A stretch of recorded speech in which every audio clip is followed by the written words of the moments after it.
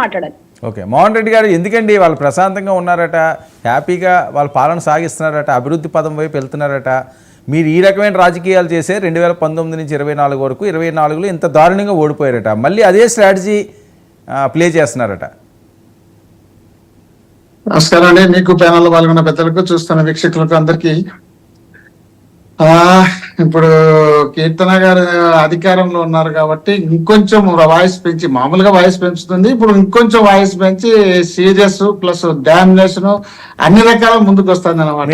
ఏం మాట్లాడుతున్నారు? వైసీపీకి ఏమన్నా సంబంధం ఉందా? వైసీపీకి ఏమన్నా సంబంధం ఉందా? మాకున్న మాజీ ఎమ్మెల్యే తీసుకుపోయి వాళ్ళు చేర్చుకున్నారు. మాకుండేది లేడీ క్యాండిడేట్, మా చాలా ప్రజాస్వామ్యబద్ధంగా పోయే క్యాండిడేట్.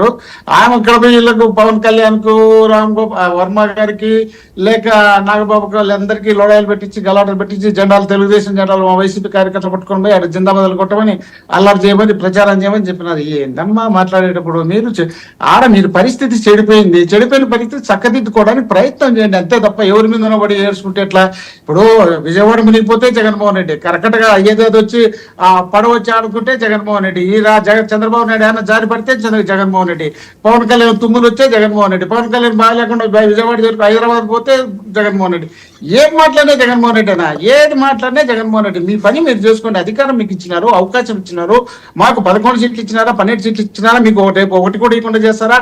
మొన్న 2 చోట్ల పోటీ చేసి ఓడిచ్చినారు. ఈసారి మళ్ళీ అది కూడా చేస్తారు. ఆ పరిస్థితి రాకుండా ఉండేందుకు మీరు ప్రయత్నం చేసుకోండి. కానీ మా మీద పడితే ఏమొస్తుందో ఏం రాలే.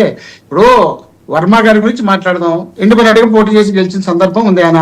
తర్వాత నిన్న టికెట్ త్యాగం చేసిన సందర్భం ఉంది. టికెట్ త్యాగం చేసిన తర్వాత అదే పవన్ కళ్యాణ్ గారు నా గెలుపు నీ చేతుల్లో పెడుతున్నానని చెప్పిన మాట వాస్తవమా కాదా? పెట్టిన తర్వాత, గెలిచిన తర్వాత నన్ను గెలుపు కారణమేనే అని చెప్పింది మాట వాస్తవమా కాదా? ఆ తర్వాత ఎందుకు అంత వైరం పెంచుకోవాలో, ఎందుకు అంత దూరం పెట్టుకోవాలో? మీకు ఒకవేళ వర్మ గారి వల్ల ఇబ్బంది అయితే మీ నియోజకవర్గం అది మీరు స్టాండర్డ్ చేసుకోవాలనుకుని ఉంటే చంద్రబాబు నాయుడు గారు పిలిచి, అయ్యా బాబు గారు, ఈ నియోజకవర్గంలో వర్మ టీడీపీ రాజకీయాలు చేయొద్దని చెప్పండి, మనం కలిసి ఉన్నంత వరకు ఇది నాకే ఉండాలి. ఒకవేళ విడిపోతే మళ్ళీ ఎవరైనా సెలెక్షన్ చేసుకొని పెట్టుకుందో, అతనికి కావాలంటే నాకు పని చేసినాడు, మీకు పని చేసినాడు కాబట్టి ఏదో ఒక నామినేటెడ్ పోస్ట్ ఇచ్చి ఆయన పక్కన పెట్టండి, ఈడో ఇన్వాల్వ్ కావద్దని చెప్పండి, లేదంటే రాష్ట్ర వ్యాప్తంగా మీ పార్టీ పరంగా వాడుకోండి అని చెప్పి గౌరవంగా పంపించచ్చు కదా. అంత కష్టపడి పనిచేసిన పట్టుకొని నీ కర్మ, నీ దరిద్రం, నీ ఏం మాట్లాడుతున్నారు అని మరి అంత అహంభావం అయ్యి, అంత పొగరయ్యి, అంత ఆవేశం వచ్చి మాట్లాడితే ఏమన్నా అర్థమా? అది నాగబాబు గారు వేదిక మీద పట్టుకొని ఇప్పుడు ఆ సందర్భం అది, నీ కర్మ, నీ దరిద్రం, ఇంత అవసరం ఉంది ఆడ? ఆయన పాపం పార్టీ అదే చెప్తున్నా. మనం ఎందుకు మీరు చేసి ఉండొచ్చు. చేసిన తర్వాత వాళ్ళు ఇప్పుడు నేను ఇంతకుముందే చెప్పాను, వైసీపీ బలోపేతం కోసం ఉండు తల్లి మాట్లాడదు బాలకోట గారి గురించి ఇంతకుముందే నేను మాట్లాడేప్పుడు ఒకసారి చెప్పిన, ఇంతకుముందు ఎలక్షన్ ముందు కూడా చెప్పినా నేను, ఏమని బాలకోట గారు లాంటి అంత సమైక్యాంధ్ర ఉద్యమం, అది రాజధానికి పోరాటం చేసినటువంటి వ్యక్తిని ఆయన టికెట్ ఇచ్చి గెలిపించుకుంటే బాగుండేది కదా, ఎందుకు ఆయనకి లేదు అని చెప్పిన. సరే, ఇప్పుడు అధికారం వచ్చే సంవత్సరం అయితే అది బాలకోట గారు లాంటి వాళ్ళకు ఏదైనా నామినేటెడ్ పోస్ట్ ఇచ్చి పెట్టుకోవచ్చు కదా. మరి మీకు పని చేసిన వాళ్ళని పక్కన పెడతారు, పని చేయించుకుంటారు, వాడుకుంటారు, వదిలిపెడతారు, ఇష్టం వచ్చినట్టు వాడుకొని మా మీద వచ్చి పడేసి మమ్మల్ని కింద వేసి దొక్కుతాం, మీద వేసి దొక్కుతామని ఇప్పుడు తొక్కడమేనా? తొక్కిన కాడికి ఇంకా మళ్ళీ ఎందుకు మా మీదనే పడతారు? మీరు ఏదో చేయండి, చేసిన తర్వాత ప్రజల్లో మంచి అనిపించుకోండి. ప్రజల్లో మంచి అనిపించుకోకుండా రోజు మా మీద బడ్జెట్ పోతే మా మీదనే, పథకాలు పోతే మా మీదనే, సూపర్ 6 మాట్లాడితే మా మీదనే, 14 లక్షల కోట్లు వచ్చిన వాళ్ళు 7 లక్షలకు వచ్చినారు, 7 లక్షల కోట్లు వచ్చిన తర్వాత మళ్ళీ అసెంబ్లీలో పైగా చూసి భయం వేస్తుంది అంటారు. అవి పథకాలు చేయలేక మీరు ఇక్కడ ఉన్న వాళ్ళని సమన్వయపరచుకోలేక లేనిపోని సమస్యలు తెచ్చుకొని మీ అంతటా మీదే కింద మీద పడి దాని అంతా తీసుకొచ్చి మా మీద రుద్దడానికి మీరు ప్రయత్నం చేస్తున్నారు. పైన దేవుడు ఉన్నాడు, కింద ప్రజలు ఉన్నారు, ఇవన్నీ గమనిస్తుంటారు. గమనించేదాన్ని గుర్తు పెట్టుకొని నడుచుకుంటే మరి మరొకసారి కనీసం మీ స్థానాలన్నా మీరు గెలుచుకోవాల్సిన అవసరం ఉంది కదా. మరి అధికారంలోకి వస్తారు లేదా పక్కన పెడితే క్యాండిడేట్లన్నా గెలుచుకోవాల్సిన అవసరం ఉంది. అంతా మాదే జరుగుతుంది, అంతా మేమే చెప్పినట్టు వింటారు.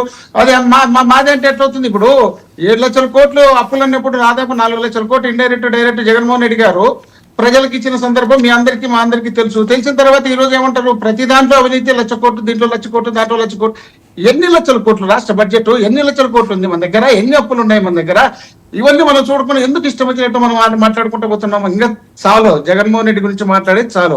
ఇప్పుడు ప్రతిపక్షంలో ఉన్నారు, మీరు అధికారంలో ఉన్నారు, మీరు చేయండి, చేసి బాస్ అనిపించుకోండి, మళ్ళీ రండి అధికారంలోకి. ఏముంది, జనానికి మేలు చేస్తే ఎవరైనా కావాల్సింది జనాని కోసమే కదా. మీరైనా మేమైనా పార్టీలు పెట్టుకుని జనం కోసం కదా, మన కోసం కాదు కదా. మనం ప్రజాసేవ చేయాలనుకున్నాం, మీకు అవకాశం ఇచ్చినట్టు చేస్తారు అని సరే చేసి మళ్ళీ నిరూపించుకోండి. ఎవరైతే వద్దలేదు కదా, దాన్ని వదిలిపెట్టి మాట్లాడితే జగన్మోహన్ రెడ్డి ఇంట్లో బయటకు వచ్చే జగన్మోహన్ రెడ్డి, బయటకు పోతే జగన్మోహన్ రెడ్డి, ఏది మాట్లాడినా జగన్మోహన్ రెడ్డి తప్ప ఇంకొకటి మాట్లాడు. మీరు ఈ పెట్టారు అన్న క్యాంటీన్లు అన్నారు, పెట్టండి, అన్ని నియోజకవర్గాల్లో పెట్టండి, ఆడొకటి పెట్టి మేము పెట్టాము, కోట్లకు పడిగలు ఎత్తినారు, జనాలంతా తిని ఇప్పుడు బాగా బలిచిపోయినారు, ఇంతకన్నా మాకన్నా పరిపాలన చేసే వాళ్ళు లేరంటారు. సూపర్ 6 అన్నారు, ఒక్క పథకం ఈ బుద్ధుడికి చేయాలి, సంవత్సరం అవుతుంది, సంవత్సరం అయినా కూడా అన్ని జగన్మోహన్ రెడ్డి అన్ని అప్పులు చేసి పెట్టాడంటారు. మీకు అప్పులు మీకు తెలుసు కదా, 14 లక్షల కోట్లు ఉండేది 7 లక్షల కోట్లు ఉంది, 14 లక్షల కోట్ల కూడా సూపర్ 6 ఇస్తామన్నారు కదా. మరి ఈ రోజు 7 లక్షల కోట్లను మీరే అసెంబ్లీలో చెప్పినారు కదా. చెప్పిన తర్వాత దాన్ని చేయడానికి మీరు ఎందుకు అనవసరంగా జగన్మోహన్ రెడ్డి గారిని టార్గెట్ పెట్టుకొని మాట్లాడతారు? మీ ఇష్టం వచ్చినట్టు మాట్లాడినారు, మీరు మాట్లాడినారు, తొక్కినారు. రెస్పాండ్ అవుతారా? మీ అంశమే కాబట్టి